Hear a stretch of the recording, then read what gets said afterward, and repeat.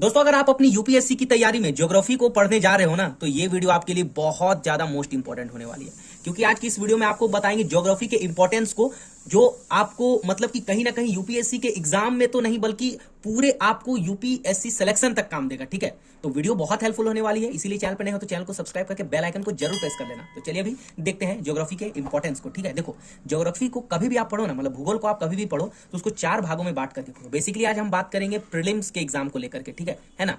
ठीक है, तो देखो पहला हमें पढ़ना है भौतिक भूगोल, उसके बाद आ जाता है भारत का भूगोल, विश्व का भूगोल, मानव भूगोल। अगर हम इसमें भी वेरी वेरी इंपॉर्टेंट की बात करें ना, तो ये आपका बहुत इंपॉर्टेंट है। ठीक है, भौतिक भूगोल बहुत इंपॉर्टेंट है और ये आपका ठीक है ना। पूरा अगर प्रीलिम्स का पार्ट देखे ना, तो लगभग आप समझ लो कि 60% इसका वेटेज रहता है।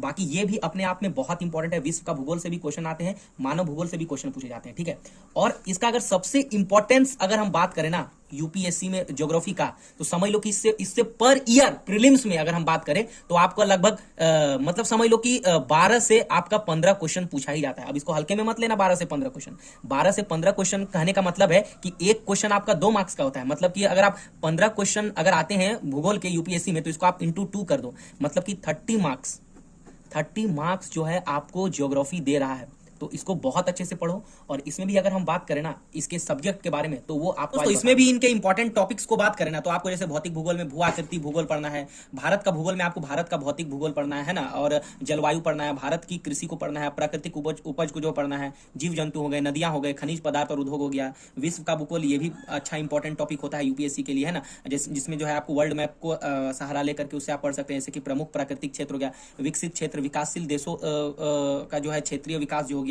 4 नंबर में आपका जैसे कि आप देख लो कि जो मानव भूगोल है उसमें मनुष्य और पर्यावरण तथा आपस में जो है संबंध है, जनसंख्या हो गया, वृद्धि हो गया, है ना, जनजाति हो गया, इससे तो एक शॉर्ट क्वेश्चन पूछता ही है जनजाति से, प्रवास हो गया, आर्थिक गतिविधि हो गया, कृषि और उद्योग और शहरी क्षेत्र, है ना।